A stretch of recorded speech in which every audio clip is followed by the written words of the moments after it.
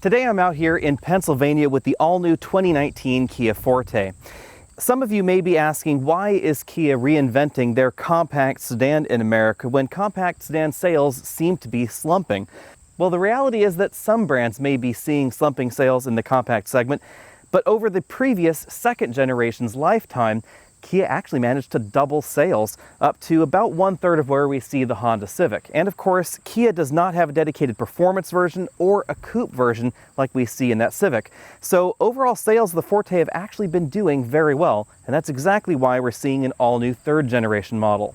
Kia tells us that they deliberately borrowed some of the styling cues off the Kia Stinger for this generation of the Forte because the Stinger has been doing so well for them, and I think overall the look is also a very attractive one, so it was reasonable to borrow some of those elements.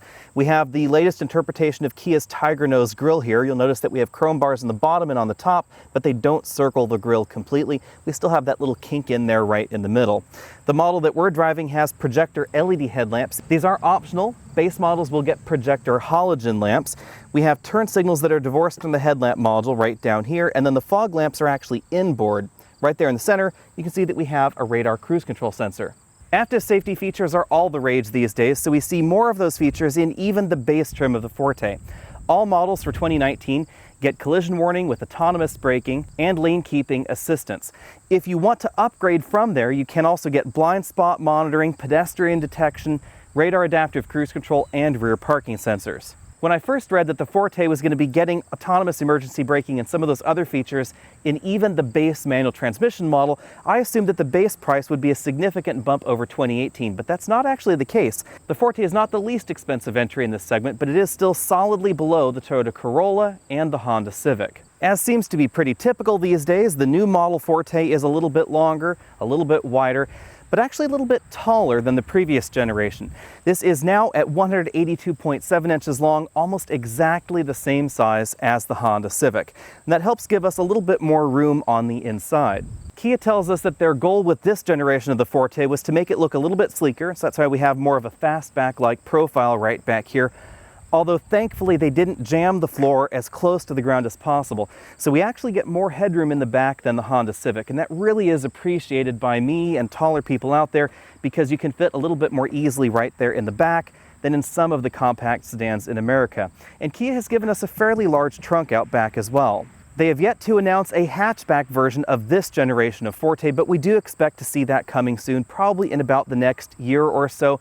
So for the moment, for 2019, you'll be buying this brand new version if you want the sedan, and you'll be buying the previous generation if you want the Forte 5-door. Out back, we find partial LED tail lamps. So these modules up here, which contain all the red elements, parking lights, brake lights, etc., these are full LED. And then we have this strip that runs right there across the trunk lid to help join them together. But down here we find the backup lamps and turn signals. You can see one blinking there on that side, and the turn signal is an incandescent element. We're driving the top-end EX trim, so we get well-integrated parking sensors on the back, but no parking sensors up front, and a single exhaust tip over there on that side.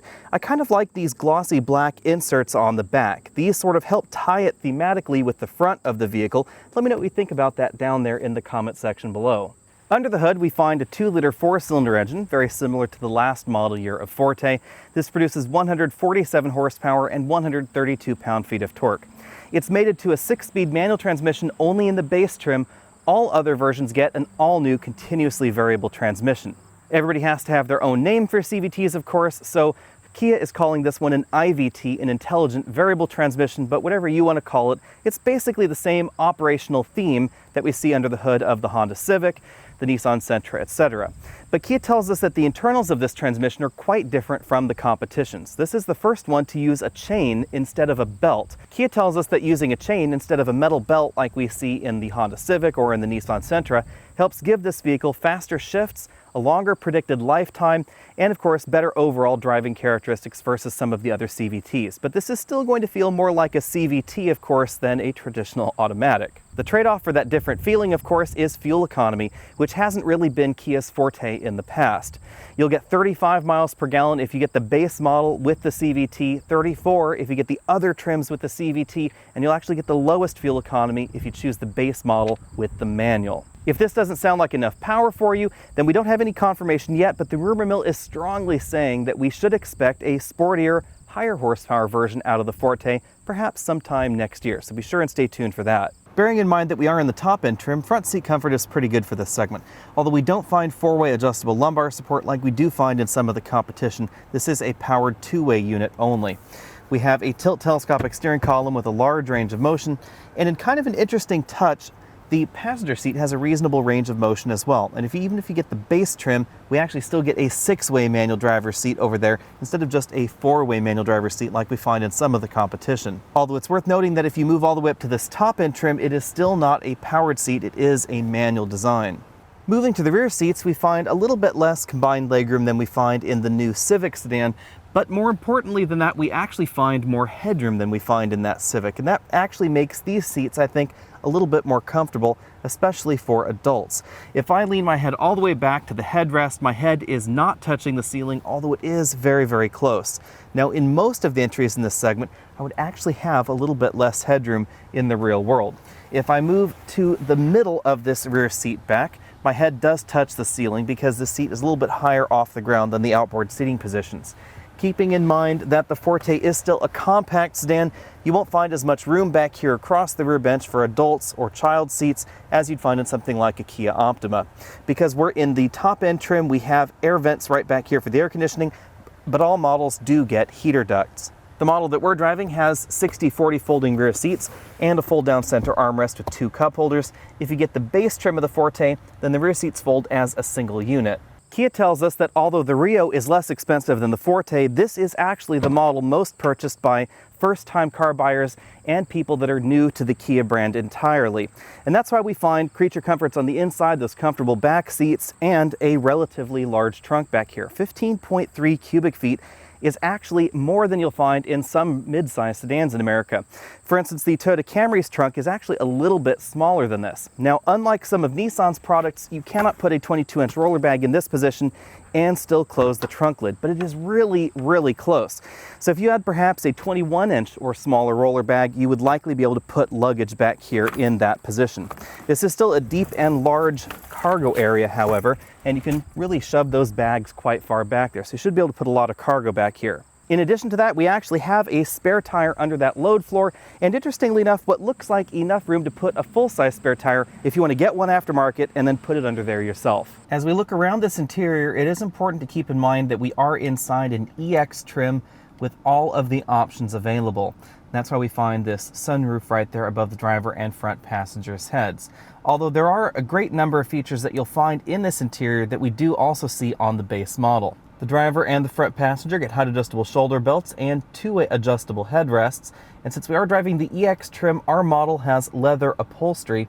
And the leather upholstery is perforated because these seats are both heated and ventilated. This is one of the few vehicles in the compact segment that offers seat ventilation. The front door panels feature a combination of hard and soft touch plastics. If you get the base trim, then we do find more hard plastics inside this cabin. We have a soft touch armrest there, and then the upper sections of the door are all soft touch materials as well. At the bottom of the door, we find a moderately sized bottle compartment that's pretty standard as far as compact sedans go, and then the model that we're driving has the optional Harman Kardon audio system. Kia is very proud about the styling similarities between the Forte and the successful Stinger. That's why we find Stinger-inspired air vents on the dashboard, just the outboard ones. There's some faux stitching at the top of the dashboard. We have some metallic effect trim right there at the bottom of the dashboard. And again, because we're in the top end trim, we have the optional Harman Kardon sound system, and that gives us that center channel speaker right there. But you will find this large 8-inch color touchscreen infotainment system in all versions of the Forte, including the base model, and it also features Apple CarPlay and Android Auto support in that base version as well. Other than that, this software is essentially the same as all the other Kia products in America. So you can see we have the optional nav system right there, so we get that on the home screen. All the other features remain the same. We have a few dedicated buttons right below the screen, and some people will be happy to see that we actually have a power knob and a tune knob over there on the other side if you prefer to do that rather than using the touch screen. The dedicated access buttons allow you access to things like the radio, media directly. We also have a map button, and the nav button takes you over to the navigation inputs. The model that we're driving features keyless go, so we have a start-stop button right there. You'll notice that we don't have a blank in the steering column like we find in some of the competition. They actually give us a different column, so that way it looks a little bit more upscale. We have automatic dual-zone climate control in all trims of the Forte. That's a differentiating feature between this and some of the competition. Below that we have an optional wireless charger right there, although my phone does not support wireless charging. In case you're wondering, this is what the key looks like. It is similar to what we find in the Stinger, although it actually has more of an oval or square button right there rather than the round one that we see in the other Kia model. We have a storage compartment below that charging tray where we find a USB input and 12-volt power port along with an auxiliary input jack right there. We then have a pretty typical console shifter. Drive is all the way back, sport mode over to the left, and we push away from the driver for gear up, pull towards the driver for gear down. We have heated and ventilated seats for the driver and the front passenger in this top end trim, another thing that you won't find in many of the competitors. And then we have a drive mode button below that. This allows you to switch between normal, sport, and smart mode. Between the front seats, we find a pretty conventional handbrake, two decently sized cup holders. It looks like those would be able to accommodate larger takeout drinks. And then we have a padded center armrest that slides forward and backward, but when it is in its forward position, it blocks that one cup holder pretty effectively. If we open this up, we find a little bit of storage in there, and we find a USB charge port. The instrument cluster features a pretty typical Kia design. We have white numbers on black faces and red dials. There's a physical tachometer and a physical speedometer, and then pretty much everything else is right here on this color multifunction LCD that's controlled via some buttons on the steering wheel. This is where you'll find things like your trip computer, digital speedometer, average fuel economy. We also have navigation information, the status of our vehicle active safety systems, and the ability to change certain vehicle or driver settings. The steering wheel is a round design with a split bottom spoke, sport grips up top. You'll find the controls for the infotainment system over here on the left side of the steering wheel, along with some dedicated phone buttons. Then on the right side of the steering wheel, we have the buttons that control that multifunction display. You change pages with this button, toggle around with this toggle, and click OK to choose that option. We then have the optional radar adaptive cruise control controls over here on this side as well. You'll only find these on the very top end trim, which is a little bit different than, for instance, the Honda Civic, which will have radar cruise control on lower end trims as well. 0 to 60 acceleration is pretty average in this segment for base engines at about 9.4 seconds 0 to 60. Of course, we haven't had this on our own home turf to test, so do keep in mind that our final number may vary from that because we're not testing this at the same altitude, same temperature, etc. that we normally do. So keep that in mind when you're trying to compare this against 0 to 60 times of the base competition.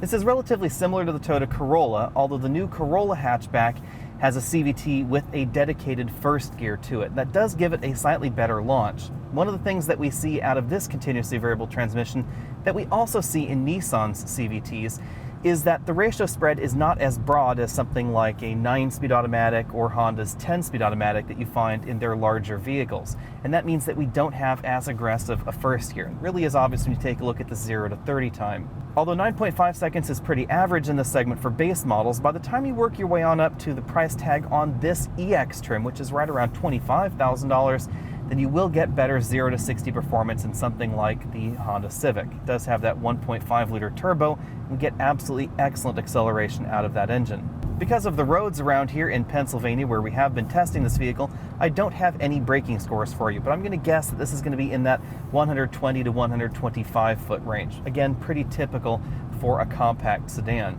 This may actually be a little bit shorter than something like the Honda Civic because the Forte actually ends up being slightly lighter than a Civic depending on exactly how you have it configured.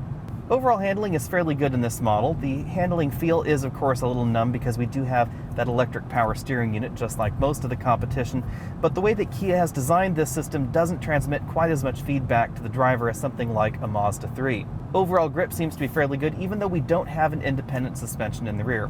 That's the one omission that actually surprised me a little bit with this generation of the Forte. I kind of hoped that they would borrow an independent suspension from a vehicle like the Kia Niro or the Hyundai Elantra and somehow work it into the Forte, but that wasn't the case here. Now, if Kia decides to make a performance version of the Forte, I suspect that will change because that is something that we see in the related Elantra. The sport version gets an independent suspension, the non-sport version does not. Although there are obviously some similarities between the way this vehicle drives and the related Hyundai Elantra, they're not exactly the same either. You can think of this as a refined version of that same platform that the Elantra rides on. Kia was able to go back to the drawing board and tweak things for this generation of the Forte that they thought could be improved upon since the last Elantra was released. And that's why this feels a little bit tighter, a little bit better put together than that Elantra. I also think it's a little bit quieter in terms of overall cabin noise. Of course, the real big difference is the way that this drivetrain behaves, because we do have that CVT under the hood. I'd say that overall this continuously variable transmission feels a little bit more like the continuously variable transmission that we see in the Honda Civic. The CVT that we find under the hood of the Honda Civic and the one that we find under the Forte's hood are much better at quickly changing ratios than the competitive CVTs that we find from Nissan, from Toyota, etc. It's really noticeable if you're just cruising along at say 40 or 50 miles an hour and then you floor the vehicle, we get what feels more like a traditional automatic transmission shift. And we don't see that in the Nissan CVTs. In the Nissan CVTs, you get sort of a meh, and then it will actually change ratios slowly like that as the engine is revving up. This vehicle actually feels like a transmission shift. There's just a slight moment of very little acceleration, the engine revs way up, and then you get all the acceleration. It's definitely programmed to be more responsive in that way. But if you start driving this gently, it's going to be very obvious that this is a CVT, because if you take off from a stoplight and you're only using, say, perhaps 20 or 30% throttle, this is going to feel just like a traditional CVT. The RPMs are just going to go up to, say, 2,000 or 3,000 RPM, and they're basically just going to hang out there.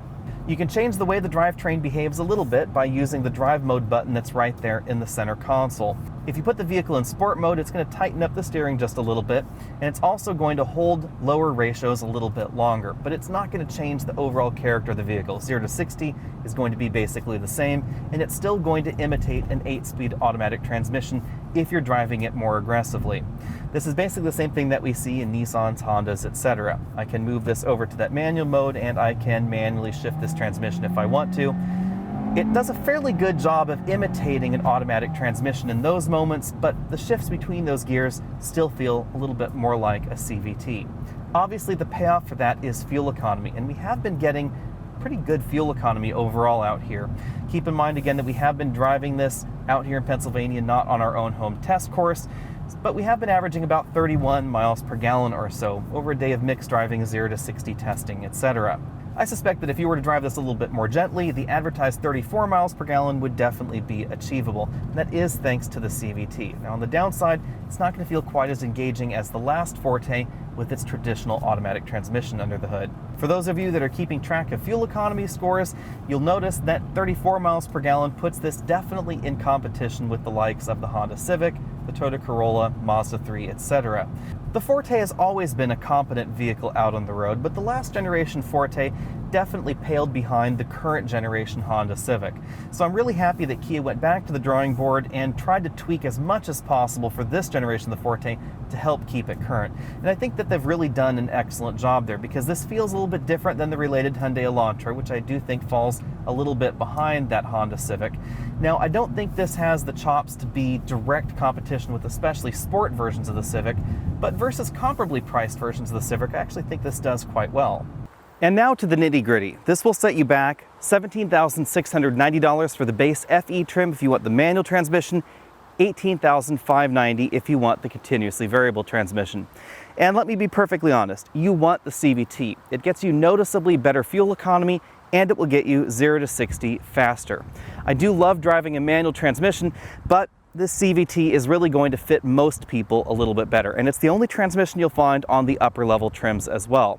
Even though this is a base model, I actually find that it's not as basic as many of the competition's base models, because we still get that 8-inch LCD in the dashboard with Apple CarPlay and Android Auto, and we still get their latest active safety package standard, including autonomous braking and lane keeping assistance. We still have halogen headlamps up front. We don't find the LEDs like we find in this top-end trim, but we do get dual-zone climate control. I've said it before, and it's definitely true for the 2019 Kia Forte, that Kia has gotten awfully good at knowing exactly which corners to cut in order to help keep prices low. And that's exactly what we find in that base trim.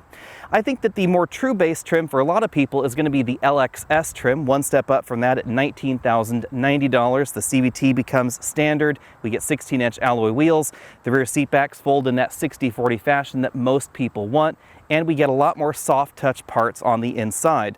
But as I said, that base model doesn't really feel as stripped as some of the General Motors base trims especially. The next step up from there is the S trim, which is going to be one of the more popular trims at $20,190.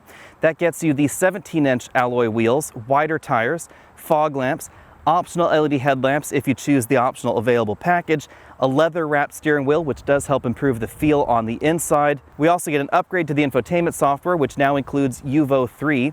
We get a 6-speaker audio system and satellite radio. The EX trim, which is what we've spent most of our time in today, started at $21,990. That upgrades you to ventilated seats and the faux leather upholstery that we have inside this cabin. I realized earlier I said leather. That's actually not true. For 2019, we now get imitation leather. They tell us that this was a conscious design choice in order to improve seat durability. Generally speaking, the faux leathers that we see in luxury cars or vehicles like this will last longer than real leather, although it doesn't feel quite as nice as real leather, I think. If you want all of the features that you've seen today in the Forte, that'll set you back around $25,200. You'll find them all in a fully loaded EX or in the EX Launch Edition. That gives us the LED headlamps, adaptive cruise control, the sunroof, navigation software, the up-level Harman Kardon audio system, parking sensors, and auto high beams. We don't know exactly how the option packages are going to work yet on the EX trim that should be coming out soon, but in typical Kia fashion, you should expect most or all of those options to be packaged as one single option package. So you choose the EX for $21,000 and change, or you choose the one option package, which gets you on up here to about $25,000. Obviously, you'll have to wait until we can get our hands on one for a full week so we can run it through our usual battery of tests and, of course, do our detailed comparison section. But let's go through the competition just very briefly here. We have the Honda Civic, which starts at $18,940. It is the 20,000-pound gorilla in the room. The base model is a little bit more basic than what we see in the Forte, however. But Civic does offer a 1.5-liter turbocharged engine, which is a truly great engine in this segment. It'll set you back $21,700. Now, interestingly enough, that is about the same price as the EX trim of the Forte. So you could choose the creature comforts like the ventilated seats, the up-level trim on the inside, etc. that we find in here, or for about the same price, you could get a turbocharged engine in the Honda Civic and fewer features. If you want similar feature content in that Civic, you'd have to step on up to the EXL trim at $24,000, or perhaps the $26,800 touring package, depending on which feature inside this vehicle you were actually looking for over there. So the Forte is still going to be a very good value against that Civic, but dynamically it's not really going to compete with the turbocharged versions of the Civic or the Civic Sport hatchback, of course. Now keep in mind, this isn't the hatchback, this is obviously the sedan. If you want the hatchback version of the Forte, you'll either have to buy the previous generation version now, or you'll have to wait probably about a year or so to get the revised hatchback. If you're interested in a Toyota Corolla, that would start at $18,700, but you actually would get a decent amount of base equipment for that price. You get the CVT, you get the radar adaptive cruise control, so you actually get relatively similar feature content in this versus a base Corolla. If you're after some of the luxury touches that we find in the Forte, well, you simply won't find them in the Corolla at any price. It'll top out at around $23,405 and just won't have the same kind of feature content we find in the Forte. So there you have it. Be sure and let me know what you would compare the Forte sedan to down there in the comment section below. If you haven't already done so, head over to facebook.com/AlexandAutos. And if you want to support this channel, head over to patreon.com, and I'll see you next week.